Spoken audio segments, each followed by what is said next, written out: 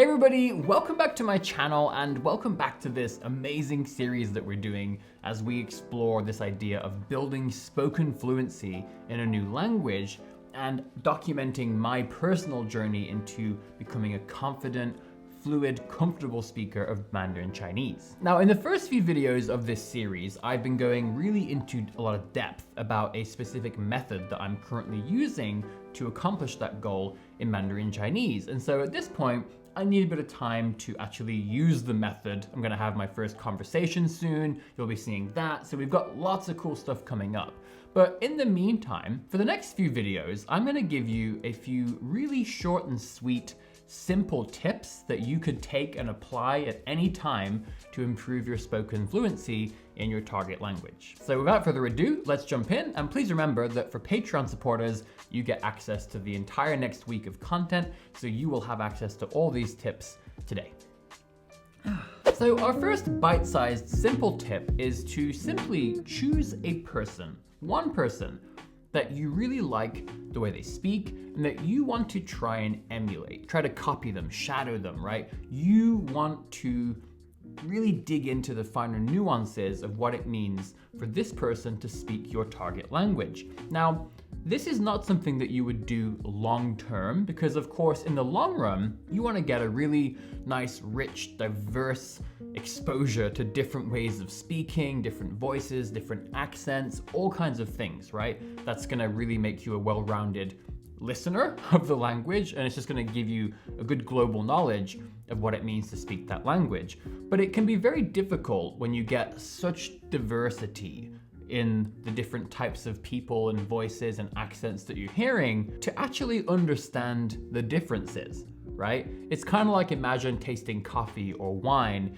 If you're always just tasting a massive variety of things, it can be kind of hard to actually discern the finer nuances and the differences, right? So this is a great way, not only to actually focus in on improving your speaking skills by emulating a specific person, but it's also a really helpful way to start understanding what does it mean to be a speaker from the South versus the North, or a certain city or a certain region, or even a certain country if you're learning a language where multiple countries speak the same language. So one thing you could do is choose somebody from one region with a certain accent, right? And you could study them for a couple of weeks. It's really interesting.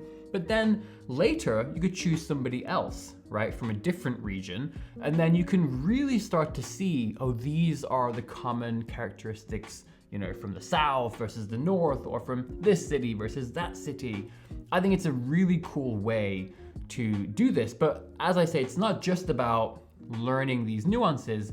It is also about you on your journey to develop an identity in the language that you're learning, right? And so by choosing a person that you really like, right, that you think, I'd like to speak like them, this is a really cool exercise. So now I'm going to give you a few tips on how you might actually find this person. So the first one, I really like this, is picking a movie or a TV show and choosing a character that you really resonate with, right? Someone that you think, I really like the way they speak. It could be because they speak very clearly, they have a very elegant sort of feel as they express themselves, or maybe there's a character who's very brash, uses a lot of slang and colloquialisms, and maybe that's what you want to learn. It could be anything. But it's cool because you can watch this same character over the course of a film, or especially several episodes of a TV show, and you can kind of look out for the patterns and the recurring themes and characteristics of what makes them different than the other characters. But you could also take a much smaller chunk of, maybe 10 minutes or 3 minutes, 2 minutes, and you could actually shadow them, really dig in, try to copy what they're saying, try to copy the way that they say it. Now, another really cool tip is to do the exact same thing, but with maybe your favorite YouTuber, if you watch YouTube videos in the language you're learning.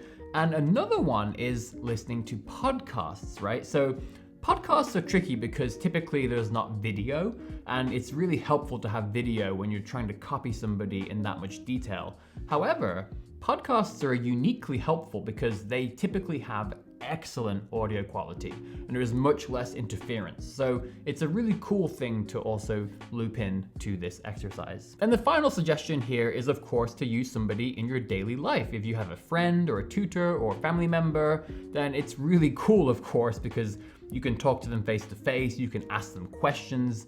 However, a really good tip here is that if you're gonna pick someone that you know and really try to focus in on how they speak their language, don't tell them in advance specifically what you're doing, right? They might know that you're practicing, you're taking notes, but don't tell them, hey, I want you to talk exactly, perfectly naturally as you would, because what happens is very often we unintentionally standardize the way we speak, we get self-conscious. When you put us on the spot, like a British person, we very often standardize our accents when people specifically make us, talk. So it's much better to just put them in a comfortable, natural way of speaking and then ask them questions and you can dig into certain things, and that's always really fun. And that's it for today's short and sweet little tip. I would love to hear from you. Please give this video a like if you enjoyed it, and I'll see you back here for another tip next time.